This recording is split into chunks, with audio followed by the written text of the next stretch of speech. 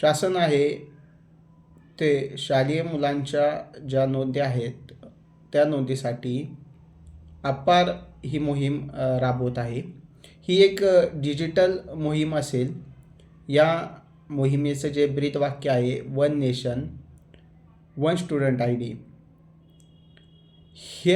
हे जे अपार आहे, या अपारचा अर्थ होतो automated permanent academic account registry. या अपारमध्ये मुलांची जी वैयक्तिक माहिती आहे ती वैयक्तिक माहिती रजिस्टर केली जाईल आणि मुलांना एक पेन नंबर दिला जाईल. हा जो पेन नंबर आहे हा परमनंट एज्युकेशन नंबर असेल. यामध्ये मुलांच्या शालेय जीवनाची माहिती ही पूर्णपणे नोंदवली जाईल. म्हणजे मुलांचे जे आधार कार्ड असेल त्या आधार कार्डवरील नाव, मुलाच्या वडिलांचे नाव, मुलाचे आडनाव, मुलाची जन्मतारीख तसेच मुलाच्या आईचे नाव याची नोंद याच्यामध्ये केली जाईल. आता या नंबरच्या साहाय्याने जे मुलाला मिळणाऱ्या शासकीय योजना आहेत, ज्या शिष्यवृत्त्या आहेत, याचा त्याला फायदा घेता येईल. दुसरी गोष्ट की देशामध्ये किंवा परदेशामध्ये जरी संबंधित मुलगा शिक्षण घेत असला तरी त्याची माहिती जी आहे ती शासनापाशी संबंधित माहिती ही सेव्ह केली जाईल. याच्या माध्यमातून त्याला लाभाच्या योजना पोचवणे हे सोपे जाईल. शाळेच्या दाखल्यावरील ज्या नोंदी आहेत ह्या बहुतांश वेळा जन्मदाखल्यावरून घेतल्या जातात. जन्मदाखल्यामध्ये जे नाव आहे, जी जन्मतारीख आहे तीच शाळेच्या दाखल्यावर नोंदवली जाते. बहुतांश वेळा साधारण मुस्लिमांच्या बाबतीत असं दिसून येतं की त्यांच्या जन्मदाखल्यावरील नोंदी आणि शाळेच्या दाखल्यावरील नोंदी याच्यामध्ये नावामध्ये असंख्य चुका असतात. तसेच याच्यामध्ये जो दुसरा पुरावा ग्राह्य धरला जाणार आहे तो आधार कार्ड धरला जाणार आहे. ज्यावेळेस तुम्ही अपार सिस्टममध्ये नोंदणी करत असता त्यावेळेस शाळेच्या दाखल्यावरील जन्मदाखल्यावरील नोंदी आणि आधार कार्डावरील नोंदी ह्या नोंदीसारख्या असल्या पाहिजे. तुमच्या स्पेलिंगमध्ये मिस्टेक नसली पाहिजे. उदाहरणार्थ एखाद्या मुलाचं नाव शाळेच्या दाखल्यावर हे तुकोबा असते परंतु जन्मदाखल्यावर हे तुकाराम नोंदवलेले असते. तर अशावेळी त्या मुलाला असंख्य अडचणीचा सामना नंतरच्या काळात करावा लागू शकतो. तसेच तुम्हाला विविध शासकीय योजनांचा लाभ मिळवण्यासाठी जात प्रवर्गाची नोंद याच्यामध्ये करायची आहे. मुस्लिमांच्या बाबतीत देखील साधारण 84 प्रकारच्या ज्या जाती आहेत त्या जाती ह्या आरक्षित प्रवर्गात येतात. म्हणजे बागवान असेल, बागवान असेल, कुजडा असेल, शिकलगार असेल, तसेच आतार असेल, तांबोळे असेल, मुलानी असेल, तेली असेल, मुस्लिम तेली या जाती आहेत त्या आरक्षित प्रवर्गात येतात. मुस्लिमांच्या बाबतीत देखील नावाच्या असंख्य चुका उर्दू नावामुळे आपणास पाहावयास मिळतात.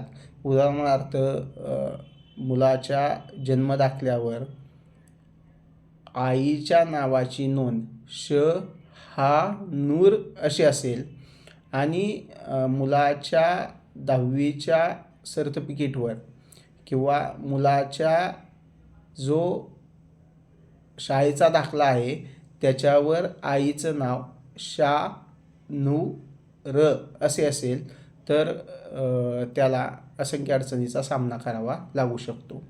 तसेच मुस्लिमांच्या बाबतीत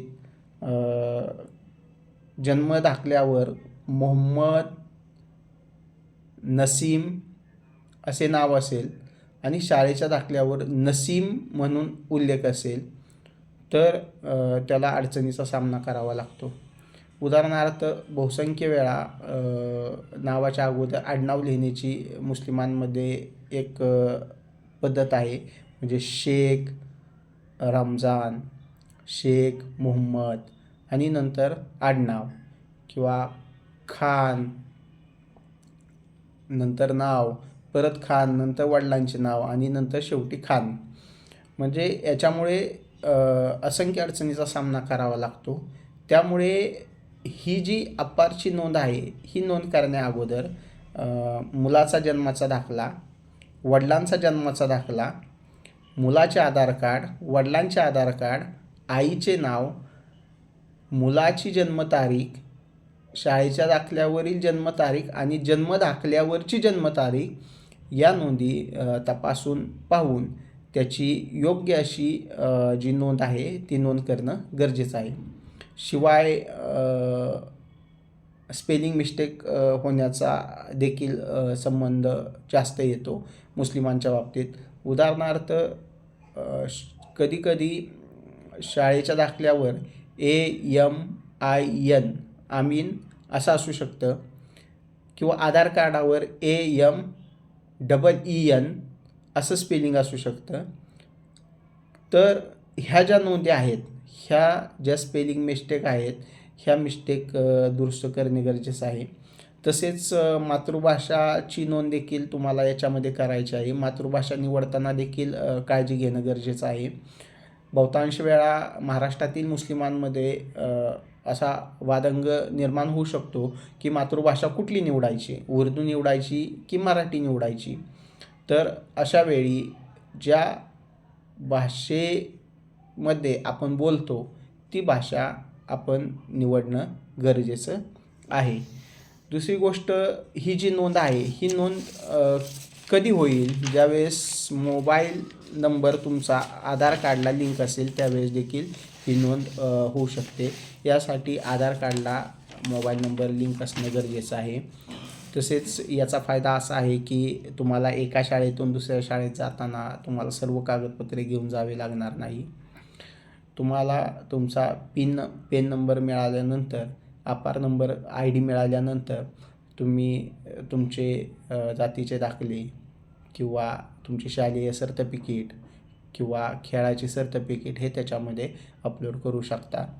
याच्या अगोदर तुम्ही एक लक्षात घ्या, ज्या शाळेच्या दाखल्यावरील नोंदी, जन्माच्या दाखल्यावरील नोंदी ह्या नोंदी सारख्या आहेत का, वडिलांच्या नावामध्ये काही बदल आहे का, आडनावामध्ये काही चुका आहेत का, स्पेलिंग मिस्टेकमध्ये काही चुका आहेत का, याची पडताळणी करणे गरजेचे आहे.